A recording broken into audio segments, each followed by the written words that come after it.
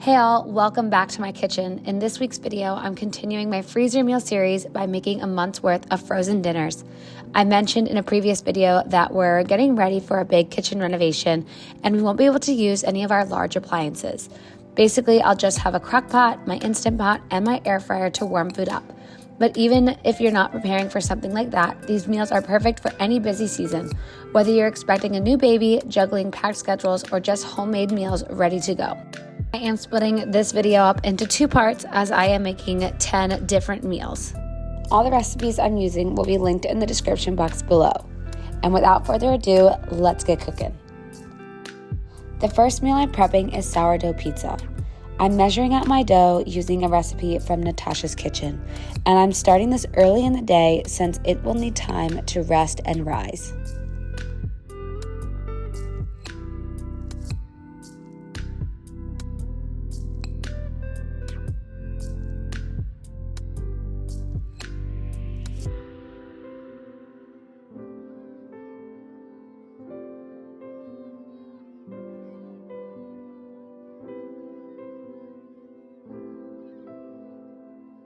After resting, I have to knead it for a few minutes until it's smooth.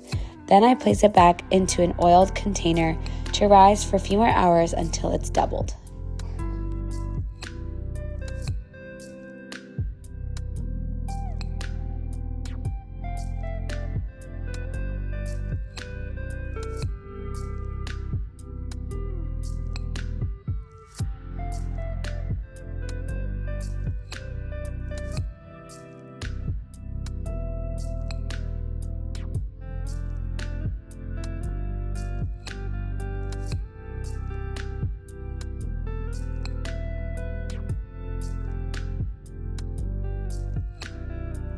Once risen, I'll divide the dough into 4 equal portions before freezing. I do a few pull and folds to build tension before shaping each dough into a ball.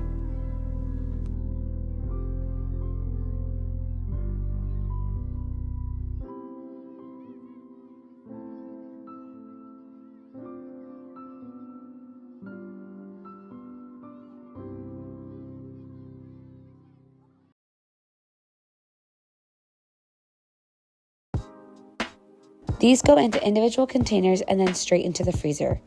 I'll pull one out the day before we want to eat pizza so it can thaw, and then I'll add some sauce, cheese, and toppings when we're ready to bake it in my air fryer. I'm labeling these containers as well so that I remember what these are after putting them in the freezer.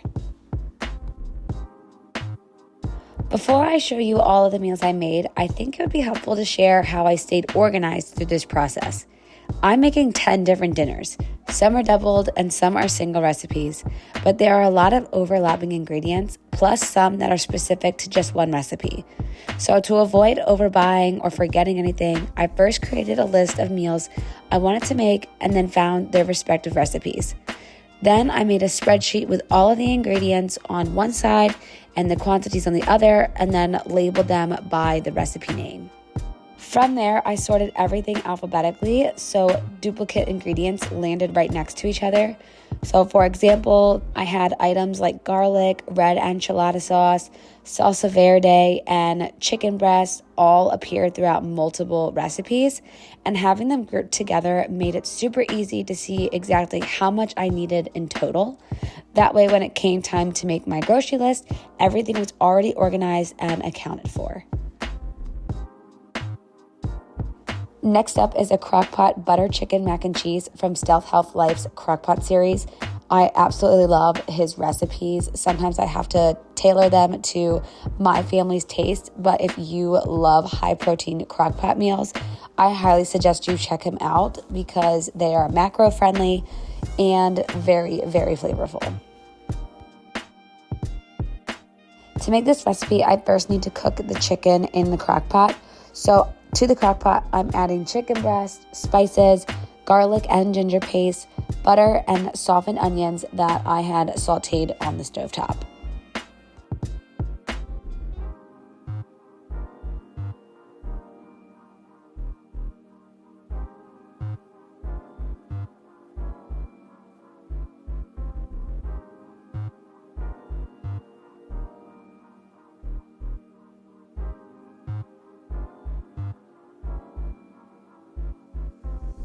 I'll then give everything a good mix and then let it cook on low for 6 to 8 hours before I will add my cheese sauce and noodles.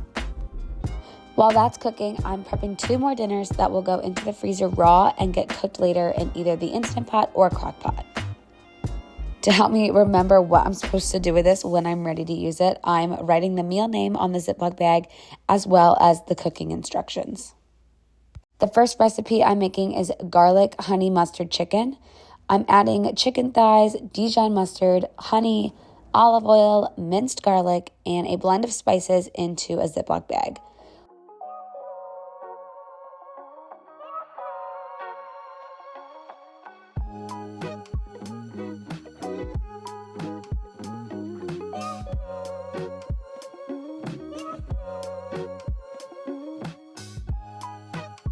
Once everything's in, I'll seal the bag, press the air out, and massage the chicken so it's fully coated. I really like using Ziploc bags for meals like this because you can flatten it and then stack them, which saves so much space in the freezer. The second meal that I'm making that I'm going to prep raw is Hawaiian chicken, which I'll turn into tacos on the day we eat them. Following the same process here, the chicken's gonna go into the bag first, followed by the rest of the ingredients.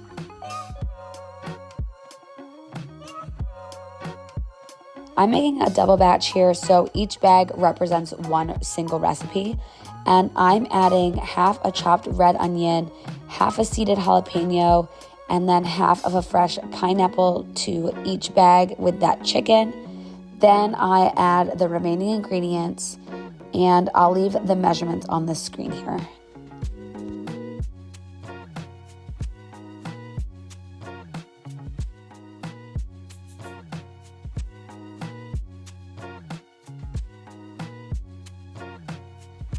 Once these are all done, they will go into the freezer until we are ready to use them.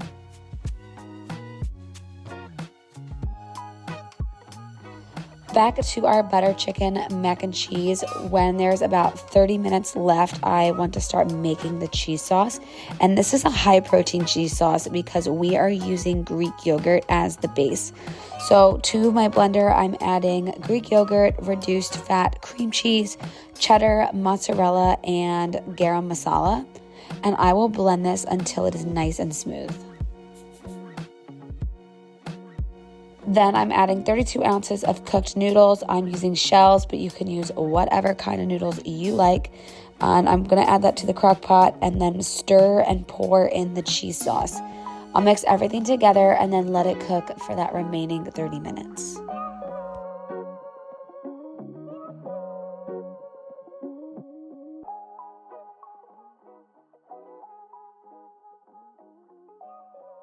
Once it's done, I'm going to divide this into 10 portions using these freezer-friendly containers from Amazon. These are going to be perfect for my husband's work lunches too. He can just microwave them whenever he's ready to eat, or we can pull these out as individual servings at home.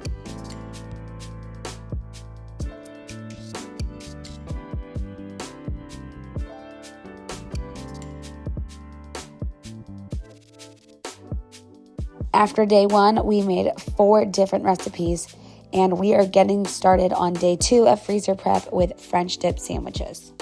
This is another raw prepped meal, so into a Ziploc bag goes the chuck roast, seasonings, and beef broth. And just a reminder, I did spread this prep across multiple days. There is no way I could have done all of this in one day while caring for my kids and also maintaining my sanity. And just like that, another meal prepped in under 5 minutes. Next up are hamburgers. These will be fully cooked before freezing, so into a bowl goes 2 pounds of ground beef, ketchup, mustard, seasonings, and yes, I added a little bit of pickle juice. I don't know if I would do this again. My mixture was a little bit watery, but I had it, so I used it. I then shaped them into 10 patties, then sprinkled them with steak seasoning and baked them at 400 until they reached 160 degrees internally. While those are cooking, I can get started on our next meal, which is baked ziti. In a large bowl, I'm mixing 32 ounces of cooked ziti with a jar of pasta sauce. This is my favorite one to use when I'm not using homemade pasta sauce.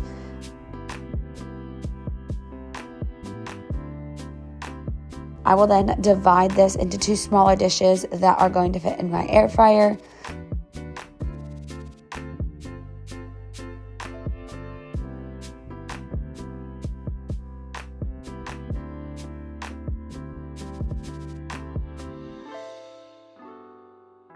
I will layer that first layer of noodles with cheese, then I'm going to add another layer of pasta before topping it off with more cheese.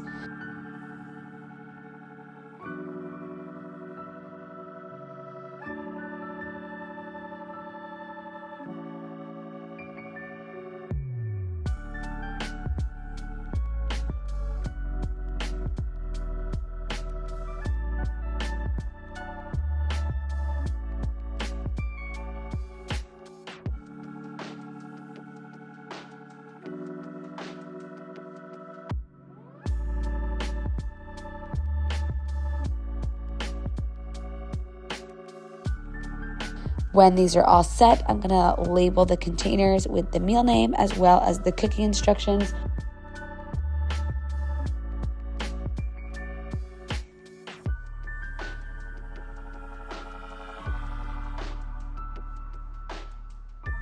By the time we were done assembling the baked ziti, my burgers were done and they have been cooling. Once they have come to a cooler temperature, I can store them in this container here. Then we can pull out just individual burgers and reheat them in my air fryer with cheese whenever we are ready to eat them.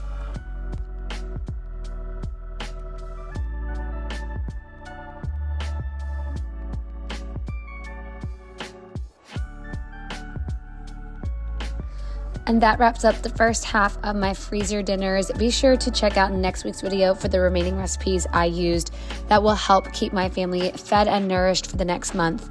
Having these meals ready gives me so much more peace of mind, especially heading into our renovation, knowing my family will still be eating well. If this video was helpful, I'd love for you to give it a thumbs up. And if you're in a busy season of life and want more realistic, from scratch meal prep and homemaking routines, I'd love to have you here. Thanks so much for spending time with me today, and I'll see you in the next one.